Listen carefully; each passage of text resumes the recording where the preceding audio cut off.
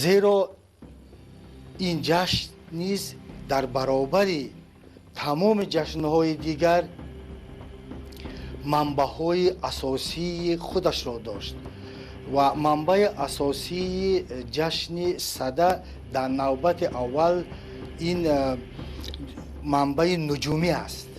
در تمام دوران وجودیت مردم آریای تبار در سطح خیلی بلند جشن گرفته می شد و اساساً جشن خاصان هم نام گرفته بود، یعنی در آن تمام بزرگوارهای ملت و خلق و دولتداری شرکت می کردند در برابر دهقانها.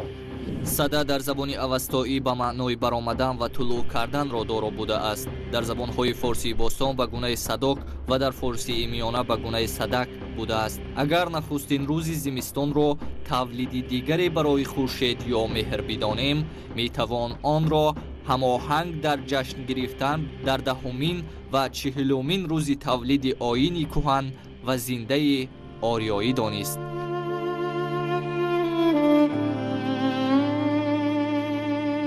گروه بر آن نظرند که این جشن را برای آن صده مینامند که اصلاً از شماره 100 گرفته شده.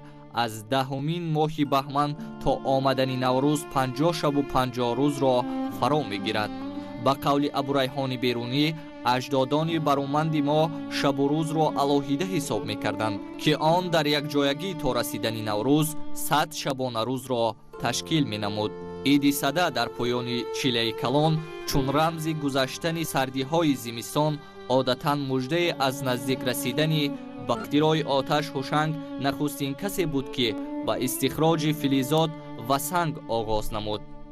فردوسی پذیرایی جشن صده را از جانب هوشنگ چنین می‌نگارد: از هوشنگ ماند این صده یادگار، بس باد چون او دیگر شهریار. پیدایش اساسی انمی جشن صده با دوران جماعه ابتدایی ارتباط میگیرد، زیرا در همان دوران نخست پیش از زراعتچگی یا که کشاورزی و پیش از چورواداری با وجود آمدن این دو چیز هنوز آتش کشف شده بود. نخست اول آتش کشف شد و بعد اون مردم به کشاورزی و دامداری یا چورواداری مشغول شدند.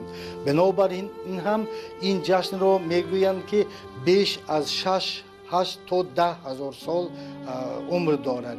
پس معلوم می شود که ارتباط جشن صده با پیدایش یا کشف آتش وابستگی دارد که در همه ادبیات قدیم ما در تمام سرچشمه های منبع ها انا از همین چیز یاد شده است. نیاگان ما افروختن آتش را آموخته برای نگهداری آن می کوشیدند. سر اول نگهداری آتش اندرون غارها و دیگر جایهای مساعد معمول گردیده، سپس این جایگاه به آتشکده تبدیل یافت. عادتاً آتش مقدس را اتربانها گوناگونی بدوباش آریای تباران رایج گردید.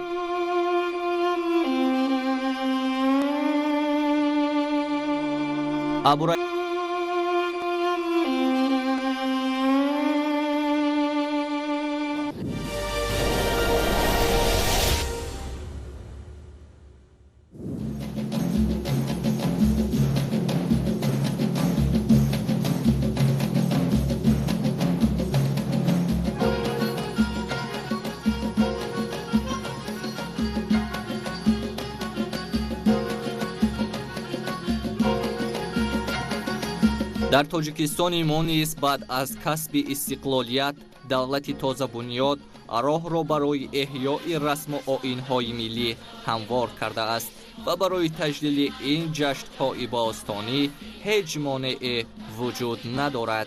در این مدت با ابتکار اساسگذار صلح و وحدت ملی پیشوای ملت پرزیدنت جمهوری تاجیکستان محترم امام علی رحمان نوروز عالم افروز به جشن بین المللی مبدل شد و جشن مهرگان نیز احیا گردید.